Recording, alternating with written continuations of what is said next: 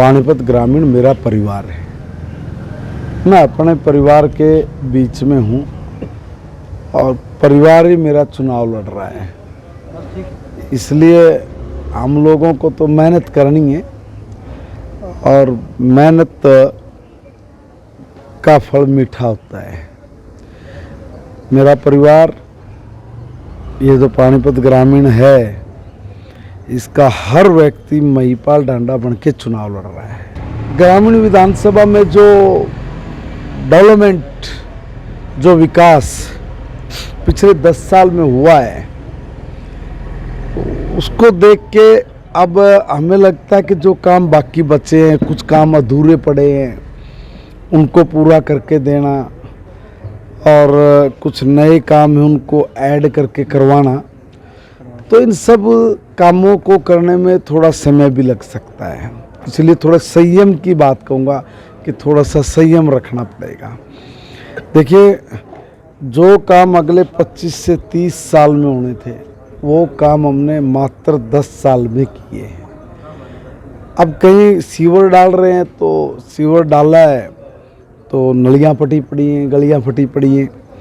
आज वो गली फट रही हैं तो आप लोगों को, यूट्यूबर्स को, दूसरे पत्रकारों को लेके विपक्ष के लोग पहुंच जाते हैं, कहते हैं कि भाई ये है ढांडा का विकास, कोई नाली टूट गई है, गली टूट गई है, मगर उसको ये नहीं पता यहाँ पे तो 3-3 फीट का कीचड़ होता था, वो तो कभी आए नहीं, क्योंकि पहले पानीपत ग्रामीण पानीपत सिटी का हिस्सा था। बड़ी संख्या में कॉलेज, हुड्डा के सेक्टर्स, इंडस्ट्री के सेक्टर सब पानीपत सिटी में आते थे।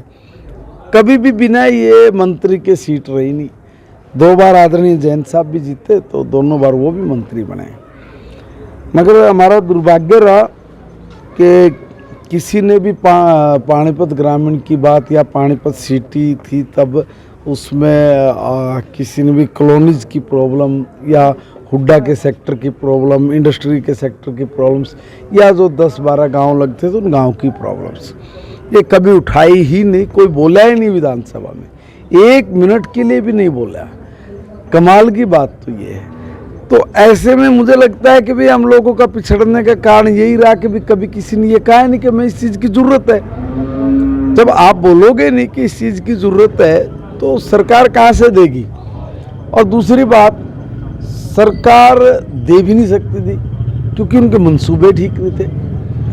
उन्होंने तो दोगी चुगी में ध्यान रखा ना, अपने लोग कैसे बढ़ाएं, अपने लोग कैसे खड़े करें, कैसे ग्रांट्स को डकार जाएं, कैसे उल्टे पुल्टे कामों के ज़रिए हम लोग जो नेतागिरी है वो नेतागिरी को स्टैब्लिश करके रखें। मगर यह नेतागिरी स्टैब्लिश करने की बात नहीं, यहाँ पे डेवलपमेंट करके, विकास करके आगे बढ़ने की बात है। एक बात बताइए ना, जो काम हम लोग 10 साल में कर गए तो कांग्रेस भी इस काम को कर सकती थी, मगर कांग्रेस ने तो इस काम को किया नहीं, कांग्रेस ने तो नहीं किया। दूसरे भी दल लोग बीच में आई, सरकार बनी, उन्होंने भी नहीं किया। हर आदमी घोषणा करके ये सोचता है कि ये काम तो मैंने पूरा कर दिया, घोषणा को ही वो काम पूरा मानते हैं। अब हम लोगों ने काम पूरा कर दिया तो हमें कहते कि तो चुनावी घोषणा है। अरे भाई, 500 रुपये का 1,80,000 रुपये से कम की इनकम वाले व्यक्ति को, महिला को हमने 500 रुपये का गैस का सिलेंडर दे दिया। वो कह रहे हैं कि जी ये घोषणा, अरे घोषणा नहीं है भाई, हमने उसको दे दिया है। 5 लाख रुपए तक का इलाज हर परिवार को।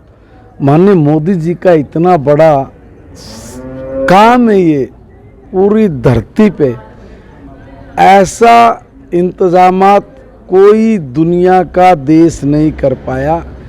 ये भारत दुनिया का सबसे बड़ा लोकतांत्रिक देश, और इस लोकतांत्रिक देश में इस तरह की योजना बना के और उसको परफेक्टली लागू कर देना, ये किसी अजूबे से कम नहीं है।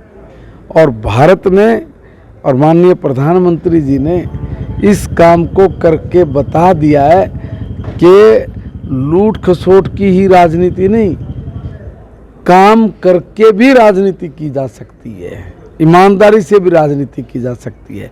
राजनीति के मायने बदलने के लिए लोग शब्द का उपयोग कर देते हैं, राजनीति के मायने बदल दूंगा, है ना, फला कर दूंगा, ढिगड़ा कर दूंगा, पता नहीं क्या क्या अंट संट बोलते हैं।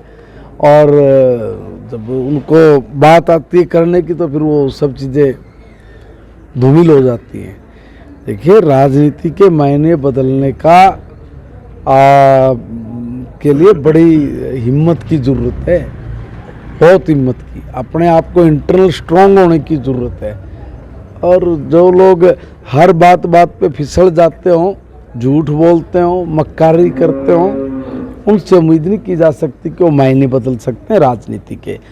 पानीपत ग्रामीण की जनता जो मेरा परिवार है, तो मैं अपने परिवार के लोगों से यही कहूँगा कि आपके बेटे ने 10 साल पूरी ईमानदारी के साथ, बिना कोई पक्षपात किए, बिना कोई झूठ बोले, बिना कोई करप्शन किए, बिना किसी के साथ ऊंचे नीचे शब्दों का उपयोग ना करते हुए भी ईमानदारी से काम करने का प्रयास किया है। इस बार फिर आपके आशीर्वाद के साथ आपकी सेवा करना ये पार्टी ने मुझे आदेश दिया है। मेरा परिवार पानीपत ग्रामीण का मेरे साथ खड़ा है और वो चुनाव लड़ रहा है। आपका आशीर्वाद यही मेरी ताकत है। चुनाव को चुनाव की तरह लड़ते हैं। एक एक वोट जब तक ईवीएम में नहीं डल लेते, हम लोग थोड़ा सा भी आराम नहीं करेंगे। चुनाव को चुनाव के तरीके से लड़ना चाहिए, चुनाव को चुनाव के तरीके से लड़ेंगे, दिन रात खपाएंगे, दिन रात। एक तरफा महिपाल डांडा जी का माहौल है। इन्होंने जो पिछले 10 वर्षों में जो कार्य करवाए हैं और व्यक्तिगत रूप से ये हर एक आदमी से जुड़े हैं, सबके सुख दुख में जाते हैं, बहुत ही अच्छे आदमी हैं। इनकी पूरे का पूरा परिवार ही लगभग सभी के सुख दुख में जाता है और इनका जनता से बहुत ही लगाव और जुड़ाव है। हमारा गांव महमदपुर जो 10 सालों में विकास हुआ है वो इससे पहले 40 सालों में भी नहीं हुआ था। हमारे जो अब वर्तमान में मंत्री हैं महिपाल डांडा जी, इन्होंने हमारे गांव को बहुत सौगातें दी हैं, हर वर्ग के लिए दी हैं और बहुत कार्य करवाए हैं। हमारे मंत्री जी को एक तरफा समर्थन है हमारे सारे सभी गाँव वासियों का, सभी जातियों का, छत्तीस बिरादरी का। ऐसा क्या अच्छा लगा डांडा जी में कि आप लोग समर्थन दे रहे हैं? एक नेक इंसान है, नरम दिल इंसान है और हर बंदे की बात सुनते हैं, सभी के कार्य करते हैं, ये इनके अंदर बहुत बड़ी खूबी है। कौन कौन से विकास कार्य हुए डांडा जी के आने के बाद? विकास कार्य हर वर्ग के अंदर हुए हैं, चाहे वो खेल को ले लो, स्कूल का कार्य करवा लो, हर अपना वर्ग की पंचायतें हैं, हर बिरादरी की अपनी ये चौपालें हैं, इनका कार्य हुआ है। और महिपाल तीसरी बार महिपाल डांडा, इसीलिए हम इनको तीसरी बार बनाना चाहते हैं।